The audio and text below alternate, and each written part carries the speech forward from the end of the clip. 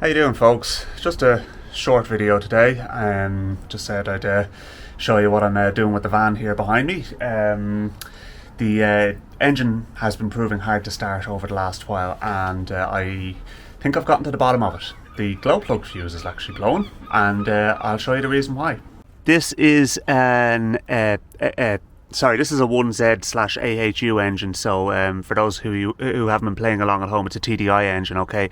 So the glow plug setup is a little bit differently, or is done a bit differently here. So, but if you see down here, one of the boots is actually missing off the glow plugs, and what had happened is that had come off the top of the glow plug and was touching against the head, so it just shorted it out basically.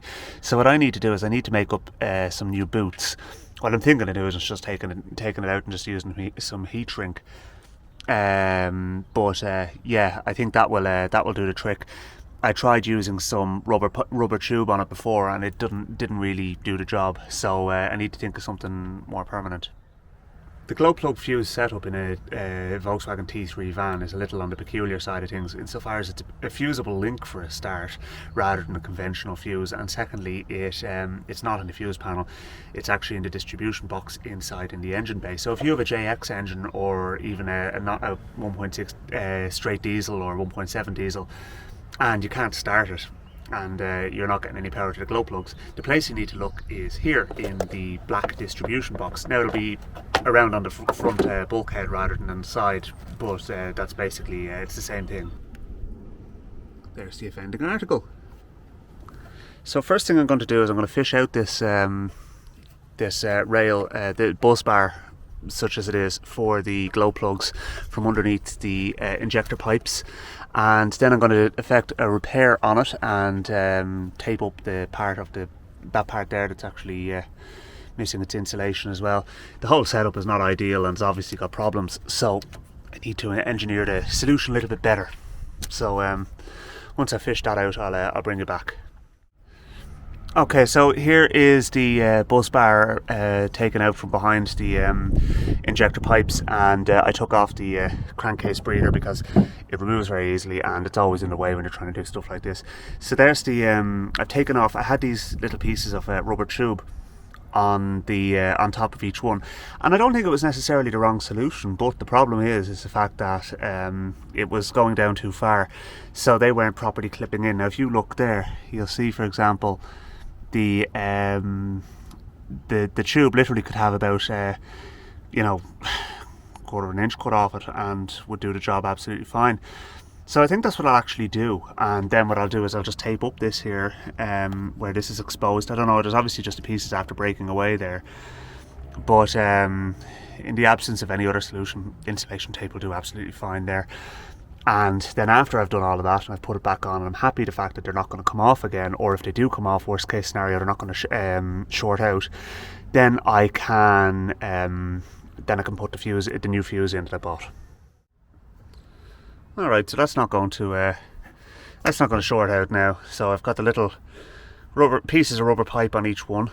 I had to repair this one because when I pulled the piece of pipe off it, when I tried to put the new piece onto it, the end broke off, of course, but I have a little kind of a spade terminal type thing in there. It'll make contact, it'll be alright.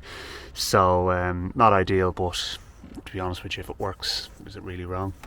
So anyway, right, that's the four of them done. So what I'm going to do is I'm going to reconnect them to the glow plugs. The engine's stone cold. I have not run the engine at all, so I wanted to make sure that this was going to actually fix the problem, so I made sure not to actually run the engine at all. Yeah, anyway, right, we'll reattach that, and then next job to do is to replace that blown fuse. Alright, so that's on there now, so happy days. I think it'll be okay now. It's what I did was, there was a couple of the connections, the little, they're like bullet connections. They're sort of like similar to the type of thing you'd see on the MG. I'm actually doing it, but anyway, I gave them a little squeeze with a pliers, so they're a bit tighter on the glow plugs as well. So that's that. Now the next thing is this fuse here as well, right? That's a fusible link, okay, but what I'm going to be doing is changing it with one of these lads here, right? They're same but different. That's a 70 amp. Actually I have a 40 amp here as well. I couldn't get the rating is actually supposed to be 50 amps, but I don't have a 50 amp fuse. I'm going to use the 40 amp and it should be fine. I bought the 70 amp in case the 40 amp just blows straight away. Look, the wiring will be fine, folks, it'll be fine. Okay, what I'll do first of all before I do anything else is just make sure there isn't a dead short there, but just sticking a meter across it. And then once I know that there isn't a dead short, then we'll pop the fuse in, because I only have the 2 fuses.